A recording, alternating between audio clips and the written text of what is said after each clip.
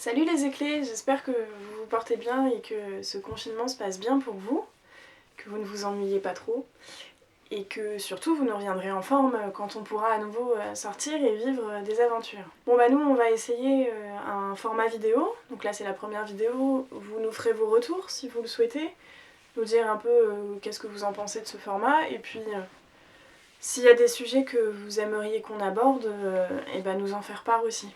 Nous aujourd'hui, on va parler d'un sujet qui vous concerne en tant qu'éclé, mais qui globalement concerne tous les scouts et les guides du monde. On va parler du foulard et on va apprendre à le rouler correctement. Le foulard, c'est quelque chose, c'est un élément d'uniforme qui a été imaginé dès la fondation du scoutisme, l'invention du scoutisme par Baden-Powell.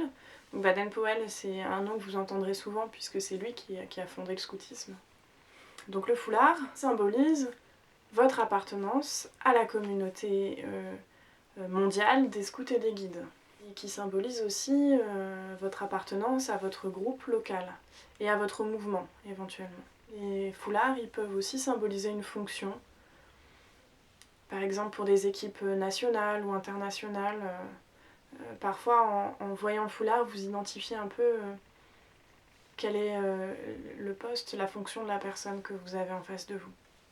Donc, dans votre vie scout, sentez-vous à l'aise avec le fait de poser des questions aux gens sur leur foulard, qu'est-ce qu'il symbolise, pourquoi cette couleur, pourquoi pas, pourquoi tel symbole, etc. Bon, alors le nôtre, comment il est fait? Alors le mouvement, il est représenté par le logo éclé qui est sur la pointe du foulard. Bien, notre groupe, il est représenté par les couleurs. Chaque groupe a son foulard d'une certaine couleur. Donc nous en avons 3. Le vert de la forêt, le bleu de la Loire et du ciel, et le jaune du sable. Le foulard, c'est un outil aussi qui peut être utile dans plein de situations. Il peut par exemple vous protéger du soleil si vous n'avez pas de chapeau, il peut vous protéger du vent, pourquoi pas du froid. Il peut vous servir à porter des choses lourdes ou des gamelles par exemple qui seraient trop chaudes. Éventuellement, même si on espère que ça n'arrivera jamais, il pourrait faire un bandage de fortune, enfin voilà. Donc c'est très utile à un scout, le foulard. Voilà. Et ben je vous propose qu'on voit comment le rouler, ce foulard. Bien, 3 techniques que je peux vous montrer, enfin 2 que je vais pouvoir vous montrer, et une autre que je vais pouvoir vous expliquer. Bon alors déjà quand même, un foulard, c'est ce triangle. C'est quand même pas très compliqué sur le nôtre de reconnaître l'endroit de l'envers, puisque l'endroit, c'est là où il y a le liseré et le logo. Donc a priori si vous vous trompez, c'est que vraiment vous n'avez pas fait attention à ce que vous faisiez. D'abord, si vous êtes à court de temps et que vous êtes tout seul, il y a une technique que Alain nous avait montrée le soir de la veillée quand il fallait rouler plein de foulards pour tout le monde, même si c'est pas très académique. Il vous suffit de prendre les 2 extrémités du foulard et de l'enrouler sur lui-même en essayant de mettre un peu de vitesse pour que quand même ça s'enroule suffisamment. Donc là, bon, j'ai pas fait beaucoup de tours, je peux peut-être en refaire quelques-uns. Voilà, tac, j'essaye de le coincer. Et puis à la fin, je peux venir lisser un peu les bords. Ça a le mérite de le rouler vite. Mais vous voyez, c'est un peu lâche. Déjà une première technique.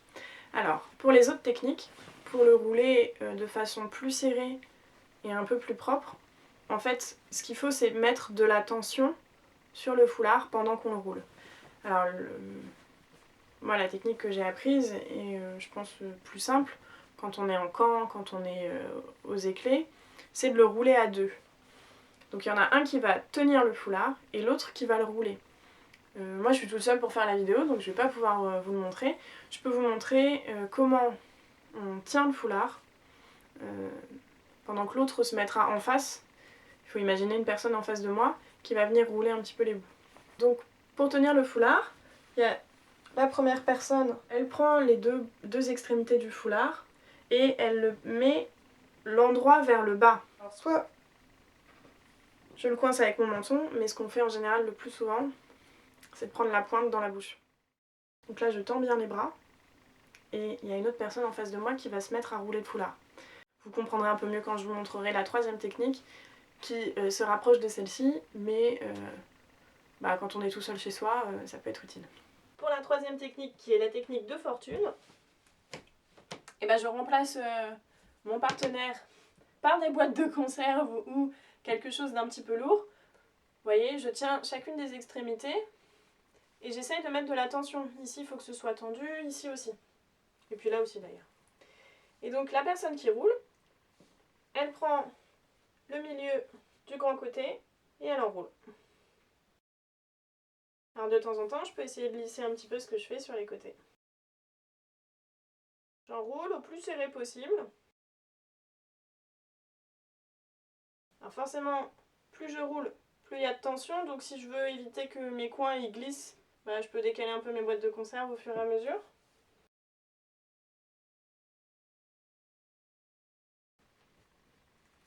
Hop. Et à la fin, je lâche tout.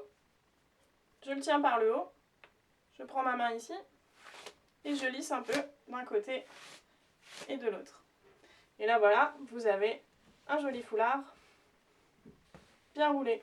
Donc voilà, vous avez votre foulard ainsi roulé, soit en l'enroulant à la va-vite parce que vous n'avez pas beaucoup de temps, soit en trouvant quelqu'un ou quelque chose pour maintenir votre foulard pendant que vous le roulez.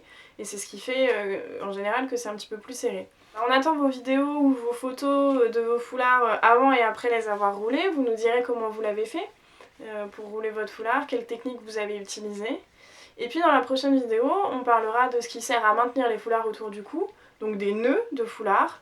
On va en parler de 2 nœuds de foulard et puis des bagues de foulard.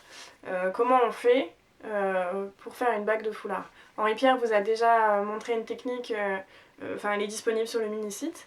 Moi je vous en montrerai une autre, mais ce sera à peu près pareil. Portez-vous bien et puis à bientôt. Bien. Alors, plusieurs façons de rouler un foulard. D'abord,